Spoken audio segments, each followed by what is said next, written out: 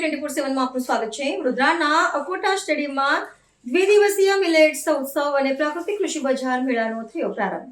કૃષિ ખેડૂતો કલ્યાણ અને સહકાર વિભાગ ગુજરાત સરકાર દ્વારા હેલ્થ પ્રોસ્પેરિટી એન્ડ કલ્ચર પહેલ અંતર્ગત વડોદરામાં દ્વિદિવસીય મિલેટ ફેસ્ટિવલ અને નેચરલ ફાર્મ માર્કેટ 2026નું આયોજન કરવામાં આવ્યું છે। આયોજનનો મુખ્ય ઉદ્દેશ્ય મિલેટના પૌષ્ટિક તથા પર્યાવરણીય લાભોને પ્રોત્સાહન આપવાનો તેમજ ખેડૂતોને ગ્રાહકો સાથે સીધો સંપર્ક સાધવા માટેનું મંચ ઉપલબ્ધ કરાવવાનો છે। રાજ્યના મહિલા અને બાળ વિકાસ, સામાજિક ન્યાય અને અધિકારિતા મંત્રી ડોક્ટર મનીષાબેન વકીલના હસ્તે કાર્યક્રમનું ઉદ્ઘાટન કરવામાં આવ્યું હતું। તેમણે પોતાના સંબોધનમાં દૈનિક આહારમાં મિલેટના સમાવેશના મહત્વ પર ભાર મૂકતા જણાવ્યું હતું કે પ્રધાનમંત્રી નરેન્દ્રભાઈ મોદી દ્વારા પ્રેરિત ઇન્ટરનેશનલ યર ઓફ મિલેટ્સ અંતર્ગત લોકોમાં અપૌષ્ટિક અનાજ અંગે જાગૃતિ ફેલાવવામાં આવી રહી છે। તેમણે વધુમાં જણાવ્યું હતું કે આવા મેળાઓ લોકો સુધી સ્વસ્થ આહારનો સંદેશ પહોંચાડવામાં મહત્વપૂર્ણ ભૂમિકા ભજવે છે।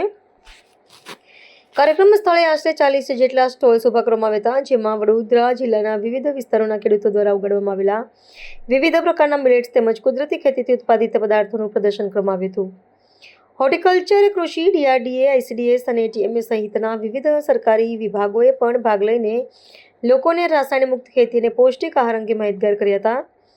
આ પ્રસંગે મંત્રીશ્રીએ તથા ઉપસ્થિત મહાનુભાવોએ સ્ટોલ્સની મુલાકાત લઈ વિવિધ પ્રકારના મિલેટ્સ અને કુદરતી ઉત્પાદનો વિશે માહિતી મેળવી તેમજ મિલેટ આધારિત વાનગીઓનો સ્વાદ લઈ તેની પ્રશંસા કરી હતી।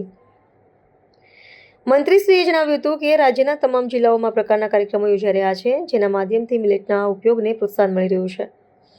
તેમણે વડોદરા શહેરના નાગરિકોને મેળાની મુલાકાત લઈ સ્થાનિક ખેડૂતોના પ્રયત્નોને સમજી સ્વસ્થ જીવનશૈલી અપનાવવા અનુરોધ કર્યો હતો।